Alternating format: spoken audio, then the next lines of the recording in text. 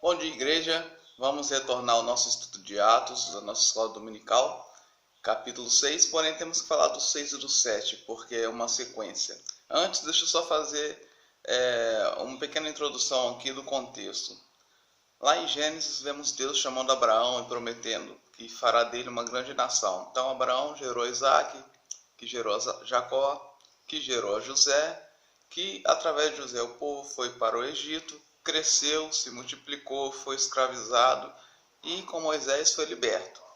Esse povo, que passou a ser chamado da nação de israelitas, né? A nação de Israel, ficou 40 anos no deserto, finalmente chegou à Terra Santa e muitos anos se passaram, chegamos aos tempos de Jesus, aonde por outros fatos que não convém contar agora, passou a ser chamado de judeus. Esses judeus eles eram divididos em clãs, em partidos, né? Entre eles os fariseus, os saduceus, os escribas, que nós sempre vemos na Bíblia. E agora, neste momento, aqui no início do capítulo 6 de Atos, nós vemos que muitas pessoas se converteram, a igreja crescia, e entre elas havia os judeus. Judeus, saduceus, fariseus, escribas que reconheceram Jesus como Salvador, e também pessoas que não eram dessa nação santa separada por Deus, mas que haviam se convertido ao judaísmo, que eram chamados de prosélitos. Essas pessoas que eram judeus convertidos agora são crentes em Cristo Jesus. E é esse o contexto do capítulo 6 e 7, e diz que no início do capítulo 6, diz que naqueles dias, crescendo o número dos discípulos, houve reclamação dos judeus de cultura grega contra os demais judeus, pois as viúvas daqueles estavam sendo deixadas de lado na distribuição diária de mantimentos. O que acontece? Os judeus, a cultura dos judeus sempre foi de cuidar das viúvas, cuidar dos pobres, né? A mulher quando fica viúva, a não ser que ela casasse de novo, os judeus tinham por obrigação de cuidar deles. Porém, aqui nesse contexto, aqueles que eram judeus da descendência de Abraão, de José, estavam cuidando das suas viúvas, porém as viúvas daqueles que eram gregos, que haviam se convertido ao judaísmo anteriormente, elas estavam sendo deixadas de lado. Então, essa que era a questão, esse que era o questionamento. Foi quando, no versículo 2, os discípulos de Jesus, né, eles, na verdade, não discípulos, nós podemos usar também até os próprios apóstolos, eles se reúnem e falam: olha, não tem condições da gente pregar a palavra, da gente evangelizar e ao mesmo tempo cuidar dessas questões, né? Ao mesmo tempo servir a mesa. Então é necessário que vamos fazer uma eleição, vamos eleger algumas pessoas para resolver essa questão, que seriam os diáconos, né? E assim elegeram 7 diáconos, entre eles Estevão. Essa parte inicial do versículo 2 nos ensina um pouco sobre a nossa igreja de hoje, em cima daquilo que Paulo já falou, que nós somos todos membros de um corpo, né? Nem todos na igreja têm que pregar, nem todos têm que tocar, nem todos têm que evangelizar, nem todos têm que dar aula de EBD. Eu, por exemplo, né, eu não me vejo como sendo um evangelista. Não me vejo como um músico.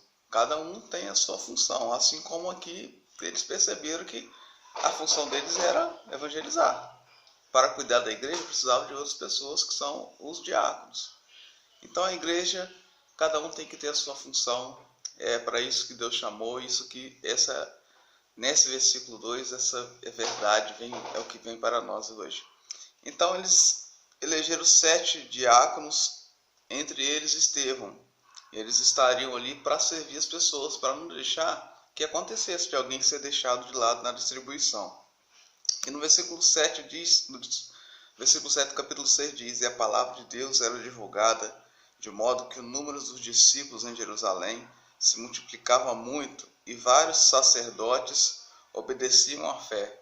Meus irmãos, essa é a missão da igreja. Nós estamos na terra, chamados igreja de Jesus Cristo, nós estamos aqui para isso, para que a palavra de Deus se multiplique, para que o evangelho se multiplique, para que cada dia mais pessoas conheçam o Evangelho. Se nós não estamos focados nessa missão, cada um da sua forma, cada um segundo o seu dom, a igreja está fora de rota. A igreja está fora da sua missão. Então, a partir do versículo 8, nós lemos que Estevão foi o primeiro mártir. Estevão, cheio da graça e do poder, realizava feitos extraordinários, grandes sinais entre o povo. Levantaram-se, porém, alguns da chamada sinagoga dos libertos, dos sirineus, dos alexandrinos, da Cilícia e da Ásia, e começaram a discutir com Estevão. Porque aqueles que eram judeus, que não haviam se convertido, eles não aceitavam Jesus Cristo. Eles eram sim da nação santa, do povo escolhido de Israel, porém eles criaram, a partir das leis de Moisés, eles começaram a criar práticas que para eles eram inaceitáveis Jesus Cristo. Por isso que Jesus muitas vezes discutia com eles, eles foram chamados de raça de víboras por João Batista, porque eles queriam que Deus se encaixasse naquelas regras que eles criaram a partir das leis de Moisés. Então eles citam muito Moisés, as leis, porque eles usaram isso como pegar essas leis de Moisés e colocar dentro de uma caixinha chamada o que nós queremos que a igreja seja. O que nós queremos que seja os judeus. Isso é o que nós chamamos, infelizmente, hoje de religiosidade. A religiosidade deles era tão grande, ou seja, os dogmas, as crenças, tudo que eles criaram ali como sendo importante, que acabou ficando mais importante que Jesus Cristo. E por isso que eles não concordavam, por isso que eles começaram a discutir com Estevão. Mas é tão lindo o versículo 10, onde diz que eles não podiam resistir à sabedoria e ao espírito com que ele falava, com que Estevão falava. Gente, isso é tão bonito. Imagine se nós nos enchemos cada vez mais do Espírito Santo, da palavra de Deus, a ponto de ninguém conseguir resistir na tentativa de discutir, de tentar provar que nós estamos errados. Mas para isso, para ter sabedoria, é preciso buscar na palavra, é preciso orar. Não é só porque somos crentes que temos condições de discutir, não que devemos discutir, mas em resposta, né? Estevão estava pronto para responder a qualquer um. E mesmo assim eles continuavam querendo debater com Estevão e então subornaram alguns homens para dizer: esse Estevão está falando palavras contra Moisés e contra Deus. Você vê que para eles Moisés era tão importante, que às vezes até mais importante do que o próprio Deus. Então Estevão foi acusado de proferir palavras contra Moisés. E eles tiveram que subornar alguém para dizer isso. Porque lá na lei dos judeus, se tivesse 3 pessoas dizendo que viram uma coisa, está provado que é. E então eles apresentaram essa acusação falsa contra Moisés, onde infelizmente a lei e os costumes acabaram se tornando maior do que Deus. E trazendo para hoje na igreja, nós temos que tomar cuidado também com isso, para não deixar a religiosidade, para não deixar os costumes da igreja se tornarem maiores que Deus. E eles estavam todos ali questionando Estevão, apontando, acusando, e no versículo 15, no final, nós lemos que o rosto de Estevão era como de um anjo. Não que Estevão se transformou num anjo, aliás, ninguém sabe como que é um anjo, mas isso quer dizer que, mesmo sendo acusado, Estevão demonstrava uma paz, demonstrava uma serenidade, porque ele tinha consciência de que ele estava pregando o Evangelho. Ele tinha consciência de, assim como nós lemos no capítulo 5, na semana passada, ele se encontrava digno de sofrer acusações pelo nome de Jesus. Então ele começou a se explicar e ele disse: olha, esse Deus que chamou Abraão, e começa a explicar toda a história de Abraão, de Josué, e vem trazendo até Moisés, e ele fala: olha, este Moisés que vocês tanto defendem aí, esse Moisés ele foi chamado pelo mesmo Deus que chamou Abraão, e quando foi para o deserto, quando saiu do Egito, os seus próprios pais, ou seja, os seus descendentes, também foram contra Moisés. Quiseram voltar para o Egito, não queriam ficar ali no deserto, sendo que estavam lá por conta deles mesmos, por conta dos seus erros. Então Estevão vem explicando isso até chegar no próprio Jesus, onde ele resume dizendo: olha, vocês mataram os profetas, vocês foram contra Moisés, e agora o próprio Jesus, a própria lei viva, esteve aqui entre vocês, vocês receberam a lei através de anjos, vocês viram a lei andando em carne viva aqui na terra, e vocês também o mataram. Então Estevão faz essa acusação seríssima contra eles. Eu acho que Estevão teve que ter muita coragem de jogar, vamos dizer, jogar na cara deles, dizendo: vocês mataram os profetas, vocês estão matando Jesus. Então Estevão faz essa acusação.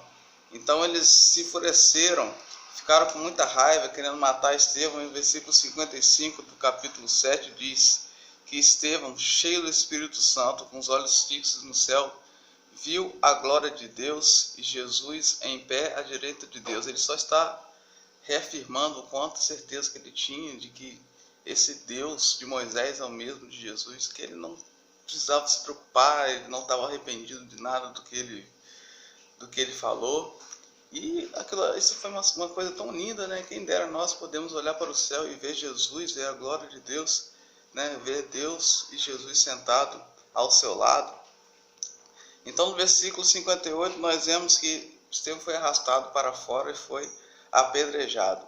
Porém, enquanto ele foi apedrejado, o versículo 59 diz que ele orava e disse: Senhor Jesus, receba o meu espírito. Veja, o homem sendo apedrejado, mesmo assim, com toda a serenidade, toda a paz, toda a tranquilidade, ciente de que ele cumpriu o seu papel na terra, ciente de que a sua missão estava cumprida, como Paulo também cita mais para frente, ciente que ele morreria em paz, morreria cumprindo o seu papel como evangelista, como crente em Cristo Jesus. E no 60 diz que ele, pondo-se de joelho, ele clamou: Senhor, não atribua a eles este pecado. E assim ele morreu. Gente, que coisa maravilhosa. Pedro sendo apedrejado pelo Evangelho, ainda assim disse: Senhor, não, a culpa não é deles. Não coloque esse pecado nas costas deles. A culpa é de toda essa religiosidade. A minha oração é que eles se livrem disso, e não que eles sejam culpados, não que eles sejam julgados por isso. Gente, que coisa maravilhosa. Temos que aprender a ser como Estevão, mesmo em meio a dificuldades, acusações, tribulações, sempre lembrar que estamos aqui em nome de Jesus Cristo.